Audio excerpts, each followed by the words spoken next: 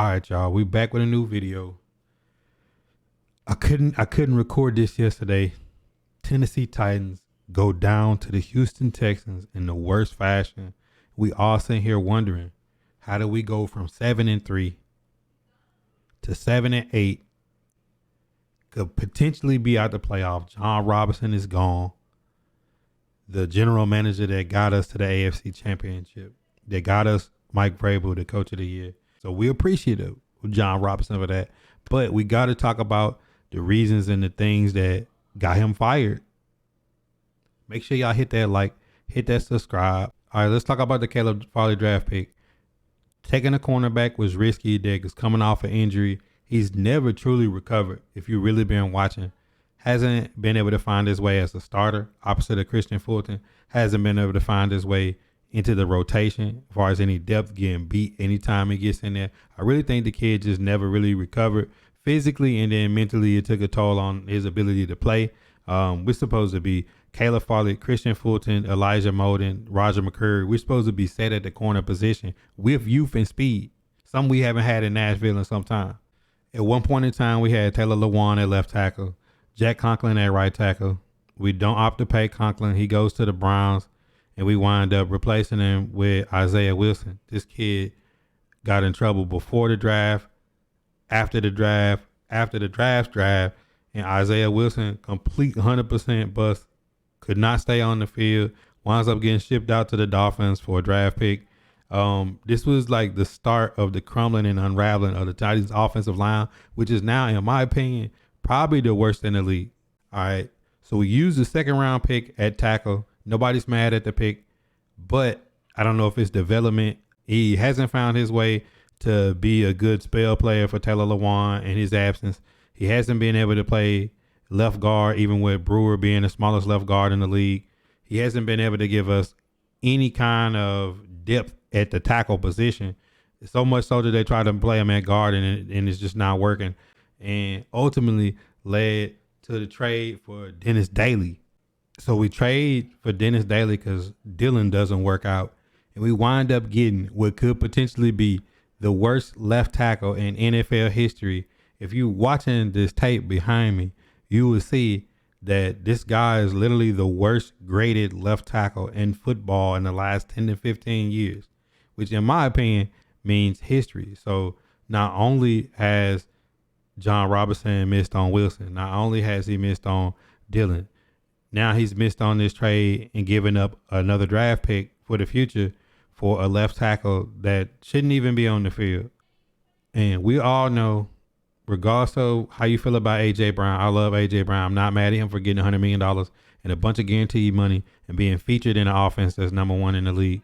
I'm not mad at A.J. Titan fans, if you're mad at that, you should just, take off your Titan colored glasses and just think about, we drafted A.J. Brown and Jeffrey Simmons in the same draft, and somehow John Robinson wasn't able to get these deals done early enough. He just waited too long. I felt like he pulled the trigger on players that he shouldn't have and picks that he shouldn't have. And here's A.J. Brown. You draft an all-world receiver. You don't find a way to get him paid early, and it winds up biting us. Can Traylon Burks turn out to be a great player? Yes. Can Malik Willis wind up being the quarterback of the future at a better price than Tannehill? Yes. But at the end of the day, in a playoff window, when we have a chance to compete not only for the division, but for the AFC and for the Super Bowl, you cannot let your franchise players walk. We're just depleted all the way across the roster. And I just think it starts at the top with John Robinson's inability to provide depth. Now, you say Vrabel was able to coach through it and find a way to win, but at some point it's got to be to his detriment to try to win with nothing or to try to win with less. We've ran Tannehill in the dirt. We've ran Henry in the dirt. We've lost A.J. Brown. And this right here, to me, is a thing that will make me not want to get up to watch the Titans on Sunday or not care so much with my content. Jeffrey Simmons, in my opinion, next to Javon Curse and Jarrell Casey, you don't get guys like these that often. And to go through everything we went through with the drafts, everything we went through with A.J. Brown, to sit and see that we want you to be here. We don't actually win. We'll be able to pay you. The Titans were like, we don't know if we're going to be able to offer you what you think you're worth. We want to pay you, but we don't know where it's going to come from. That's basically what it was, not an offer. Now, this is Jeffrey Simmons we're talking about. We're talking about arguably the next best defensive lineman in all of football behind Aaron Donald, and the heart to the defense and the Tennessee Titans, along with Kevin Byard. I just don't see how, when we're talking about building a new stadium, how we just didn't have the money to re-sign AJ Brown. If they're not able to find a way to re-sign Jeffrey Simmons, and I don't care what it costs. It don't, if it means Landry's gone, Dupree gone, Lawan gone. I don't care who got to go. Jeffrey Simmons, you got to show the fan base at some point that we are going to be able to pay stars when they get here. If not, it's just going to be a overachiever franchise, underdog franchise for the rest of its existence. Y'all tell me what y'all think.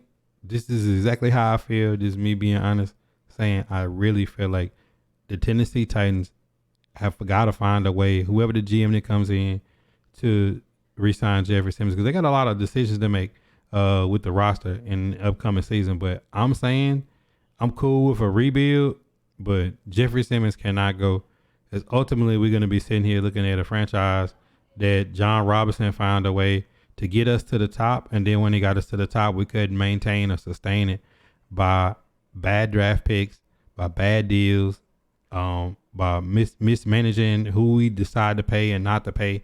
Because there's no way you can tell me you give Jadeveon Clowney $20 million for 14 tackles in the season, and then we're going to sit here and say we're going to argue with AJ Brown and Jeffrey Simmons on what they're getting paid, or Derrick Henry. It just does not make sense to me. I'll make another video and I'll say exactly who and what I feel is expendable. And like that, we out.